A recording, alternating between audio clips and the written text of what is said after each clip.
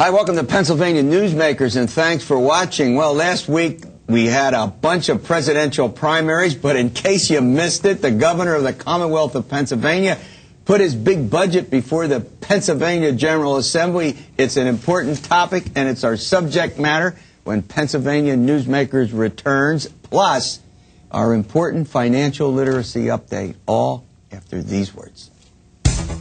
This is Pennsylvania Newsmakers, a fast-paced, unrehearsed weekly discussion with and about the leaders who shape your world. And now, here's your host, Terry Madonna. Hi, welcome back to the program. And again, as always, thanks for watching. Well, last week we had the governor's top policy advisor, Donna Cooper. She gave us a little preview of the budget. Now we're going to hear from a couple of our old friends, Gene Barr, who's the vice president with the Chamber of Business and Industry, the Pennsylvania Chamber, I'll get that right, Gene, and Jim Redmond, who's a senior vice president with the Hospital Association, Hospital and Healthsystem Association. I finally got that right? You got it right, too. I know. It's been a long time, and it's been a long week, right, guys? We've had primaries. We've had the governor's budget. You guys have been all over this, and as always, thanks for coming in. Look, before we get into the details of it, here's what I know, and then I want you both to respond. A 4.2% increase.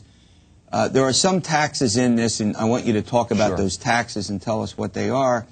Maybe the biggest initiative is, and the one that probably has caught the most attention, would be the $400 and $200 individual, we'll call it rebate. We can talk about that in a moment, you know, for folks to help stimulate the economy. This would go to people who don't earn, actually have paid no taxes, but who are relatively not well off, poorer folks. Let's just be candid about it. You know, earn less than a threshold of income. Gene, let me start with you. Sort of go through what you think, and then we'll let Jim respond. Go through the highlights of this budget, just sort of generically, so our viewers have an understanding of what the government proposed. First off, because it is still pretty new, all of us who are involved in this process, and I hate to put this caveat up front, are still going through the details, because there's things that always come out that are in there, because it is a comprehensive document. Having said that, for example, you noted the 4.2% increase. There's been some concern already from some folks who've said it's actually higher than that because certain programs are here and aren't fully accounted for and so forth.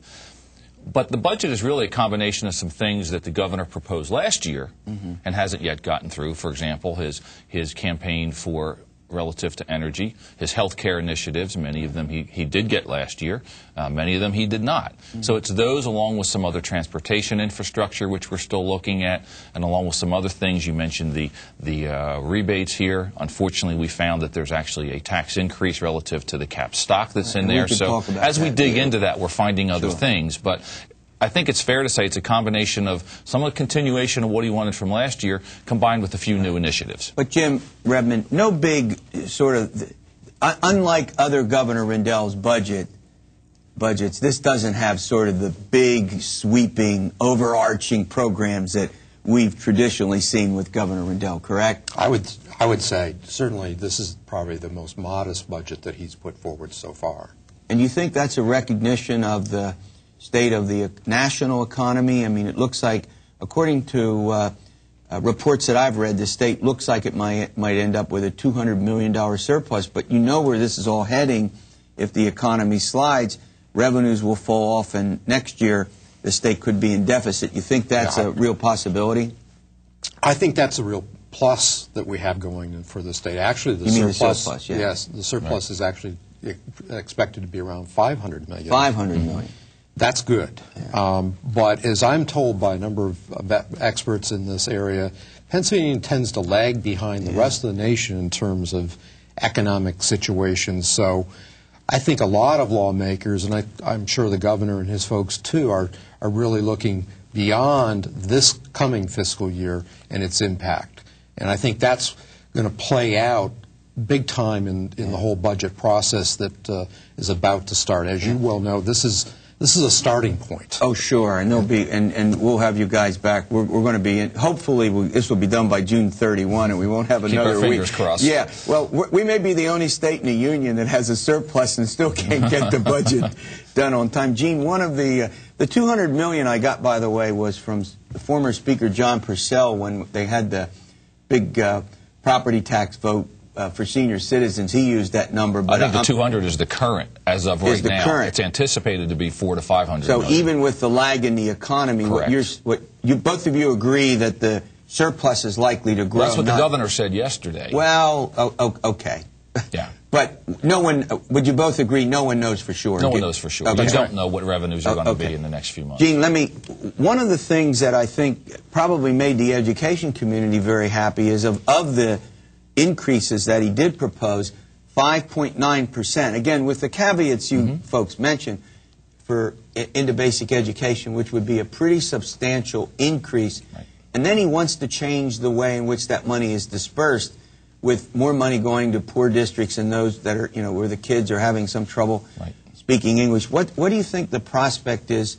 If there's any increase at all, do you think that's one place it's likely to be? Well, I think there's another thing the governor proposed as part of that, which is greater accountability, which is something that we think needs to be injected into the process. One of the things we hear, for example, from people engaged is that superintendents and principals need more powers to control their workforce, so to speak.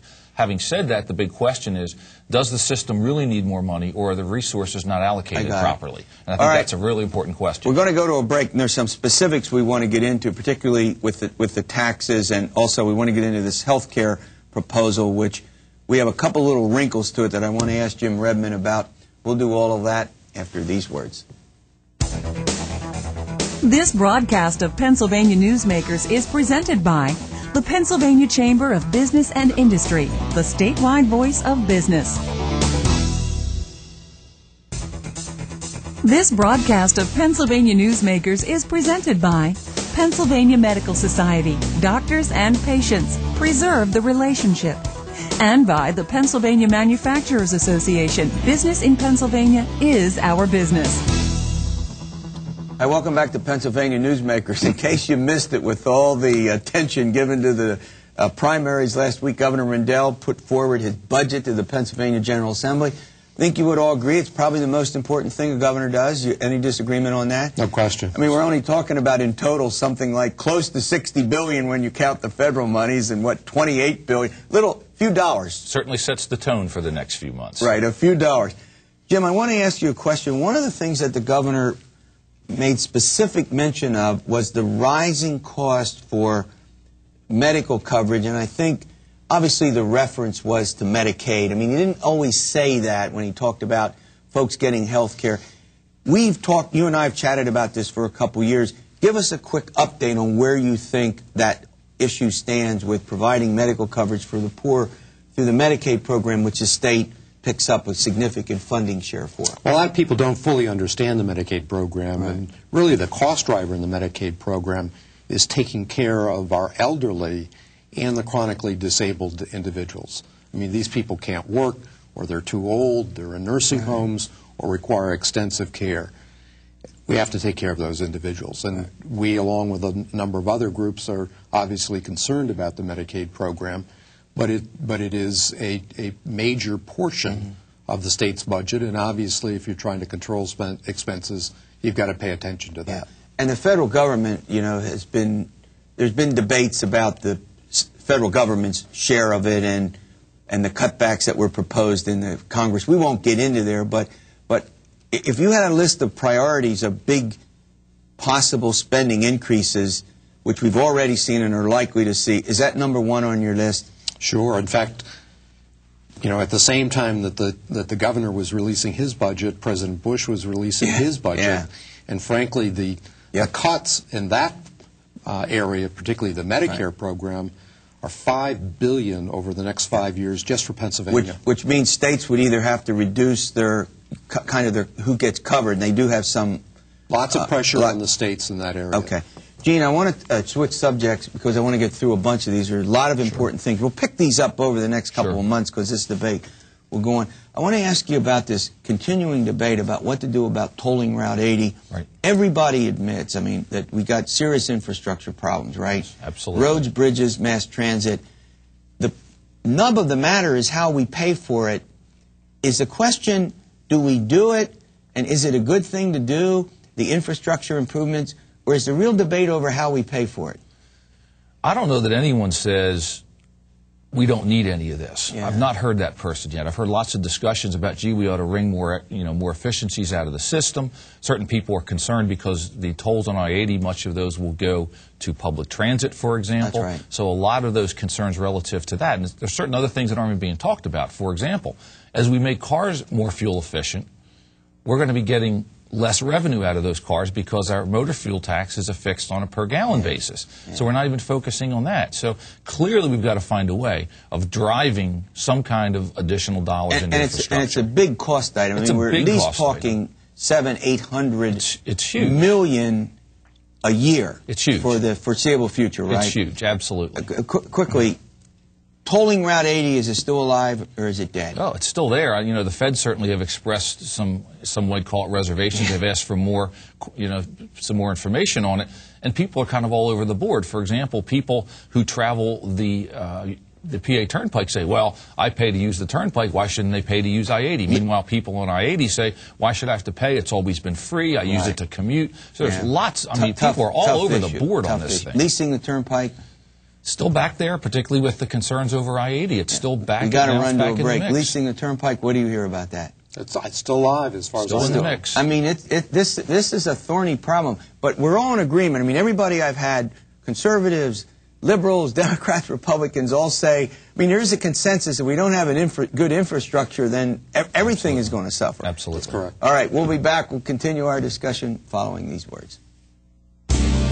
This broadcast of Pennsylvania Newsmakers is brought to you by Pennsylvania Credit Union Association. Pennsylvania Credit Unions, where people are worth more than money. To find a credit union that is right for you, check out ibelong.org. And by the Energy Association of Pennsylvania, Pennsylvania's energy information source. This broadcast of Pennsylvania Newsmakers is presented by the State System of Higher Education. 14 state-owned universities. The state system is the largest provider of higher education in Pennsylvania. And by the Hospital and Health System Association of Pennsylvania, working towards a healthy Pennsylvania. Hi, okay, Jim Redmond, cover all Pennsylvanians, 800, 900,000 people. You picked the number. The governor wants to push forward. Where does that stand? Well, a year ago, the governor announced his prescription for Pennsylvania. The key component of all of that is basically this program to reduce the number of uninsured, as you pointed out. One of the issues that percolated through the General Assembly was how to pay for that. He had proposed one of the primary mechanisms for payment was a payroll tax, and there was virtually no support for moving forward in that. Now he's identified a source of funds that have been dedicated for medical liability costs to help physicians stay here in Pennsylvania as a possible source. That's being talked about, but also the conversation has now shifted a little bit to talking about what really kind of program is he advocating for. And I think you're going to see over the next several months, and it's going to be tied into this whole budget process, a discussion about, is the program that he's putting forth sustainable? Can we pay for this, not this year, but in future years? And as you point out, this has been a discussion since his February budget of last year, proposal of last year, and he did some things which we reviewed in the past, but still in doubt as to whether what he proposes will pass. Did you agree? Do you agree? All right. I'll let you have the final word, Gene. Taxes. Explain for our viewers what the mix of taxes are that the governor wants to raise. Well, particularly one, we're hoping for a continued phase-out of what's called the capital stock and franchise tax. It's a tax that a business pays whether they make money or not because it's a tax on assets. That was supposed to continue to decline. Unfortunately, he's proposed an increase beginning January 1 of 2009. So that's a huge concern for us. The business community had hoped for some changes in our corporate tax structure. We have, we believe, one of the most restrictive, least attractive tax structures in Pennsylvania. We're hoping for some changes in how you calculate your tax. And unfortunately, they weren't there either. But this typically, as we end this, let me ask you this question. Are we going to have a long, drawn-out budget process as we had? I mean, both of you are experts. You've been through this process more times than you probably want to recall. Are we going to be here a while? I mean, This isn't a big increase. There's a surplus. Are we going to end up like we did last year? I'm not making any plans for July. All right. No vacation plans. Well, last year we had you? $700 million in surplus, and we still went well into July. All right. So what you're saying is that everyone who is involved in the budget fight, don't make your vacation plans until the end of July? That's what we're saying. Do you agree with that? Yes. Oh, here we go again. Who said that? Ronald Reagan, I guess, said, oh, well, here we go again. All right, financial literacy update. Popular, some great suggestions for you. Stay with us. We'll see you in a moment. This broadcast of Pennsylvania Newsmakers is presented by Highmark Blue Shield, changing the way health plans work for business with a variety of plan options for employers and more choices for employees. Information is available at highmark.com. Have a greater hand in your company's health. And by the Pennsylvania Healthcare Association, the future of long-term care.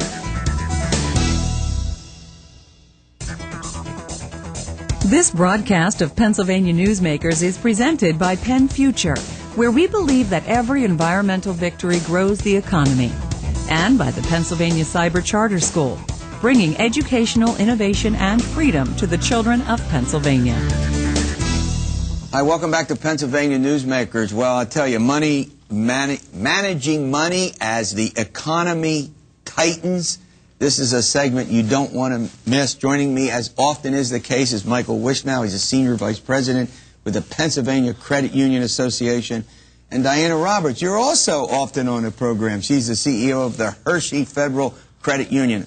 All right, let's get into this. Money management is always important. It may take on an added importance as the economy slides, if indeed we're heading into a recession, and the budgets get tighter. Michael, let me start with you. Let's talk a little bit about your concern of a likelihood of a depression and what it could mean for money management. Well, clearly, consumer confidence in the economy right now, Terry, is going down.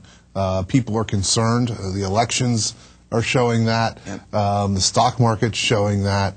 And so, as people are more concerned with their own personal economic well-being, there are some actions that they can take to position themselves better so that if a storm should come, they'd be better able to weather that storm, right?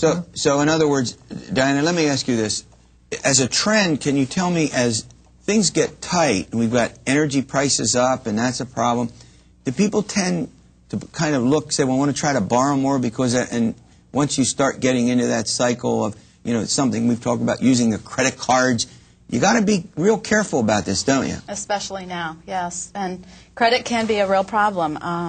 The main thing when things get tight, it's important for people to have a budget and stick to that budget. And if they can, pay off those debts, because it gets worse and worse as the rates go up and problems happen. Yeah, let's talk about, Michael, let's just go through some of the steps. I think this will be, prepare a budget, as Diana talked about, and then how about just sort of taking a look at your finances? I don't know, all of a sudden people end up with a big credit card bill, and then, and then how are we going to pay for it? And then we're paying interest, and we're not paying principal. What about reviewing the debt? Talk a little bit about that. Well, certainly we should all periodically review what debt we have. Mm-hmm. Most of us have debt. Most of us have mortgage loans. Most of us have car loans. Many of us have credit card bills. Many of us have home equity loans. And some of that debt is more expensive than others. The credit cards, some of those carry high interest rates. And particularly, as the budget gets tighter, you want to make sure that your debts are in line with what you can afford to pay. And particularly, I think, as people, buy things or try to make payments on bills that come due using a credit card. Say, well, I'll use a credit card to pay for some bill that I get, and then all of a sudden the credit cards are $5,000 and $10,000 and $15,000, and they're paying these huge interest rates. So it's just not, I'm going to go buy a suit, or I'm going to go buy, some consumer product. It's that you may even try to pay sort of normal bills. And am I right about this? Is this sort of a cycle that people can get in? It's one thing we find with credit cards is a lot of people use them and don't even keep track of what they're purchasing. Mm-hmm. And then they get the bill and they're shocked. It's the same thing that happens with debit cards, and right. that's a whole different thing. You're using your own money. But one of the most important things when you do that is treat it like a check. Keep a register. Right. And when you buy something, write it down so you know how much money you have in your account. All right. Now, another thing is, while we're paying off debts, we also have to be aware that we should be thinking about making investments as well. And so this is sort of it's a juggling, a sort of a balancing act. But in general, would you say pay the debts off first before you make the investments, but that people should develop a long-term strategy for investments? Oh, I think that's absolutely fair. And Diana, you do more of that at the credit union than I do. Well, and it is true. The thing to do is you have to look and see what you're earning on your investments. If you're paying more for your debt than you're earning on your investments, it's wise to take that money, pay that debt off, and then pay yourself back, just like you were making that loan payment. But then you can invest it back, and hopefully the rates will go back up. Yeah, but your point is, if you have to balance the two, pay the debts off first before you invest, but you need a long-term investment strategy. Do I got that about right? Right. Yeah, absolutely. All right. Now, one of the other things that you've recommended is to establish a relationship with a credit union or a bank, so that, what's the advantage of that? Why bother to do that? Well, because, Terry, there are essentially two financial systems out there. There's the mainstream financial system, which is your banks, your credit unions, your savings and loans. And then there's a financial system out there that I refer to as wealth stripping financial providers. Say that again? Wealth stripping. What's that mean? That's your payday lenders, your check cashers, your pawn brokers, your rent-to-own companies, the strip mall lenders, where every transaction they're taking dollars out of your pocket. Right. If you have a relationship with a credit union or a bank, more often than not, the credit union and bank are going to work with you to help you build your wealth instead of just taking a fee. And that's kind of fascinating, because in this subprime mortgage crisis that, we've actually talked about this on here. Having a lot of people don't realize that, and here, let me go to you, because you make these loans. If people get into trouble, there are things that they can do if they have some established relationship that can be helpful, given the situation that they might face with foreclosures or whatever. And that probably hasn't been fully appreciated. But talk about that. Exactly. And that is what's happening. A lot of times people are just walking away from their homes because they just don't see a way to get out of it. But we do have counseling. We will talk with them. We will help them refinance loans, whatever, to get them back on track. And that is important. All right. Great update, as always. This managing money, it's particularly important in a tight economy, as always is the case. See you next week for another edition of Pennsylvania Newsmakers, and stay well.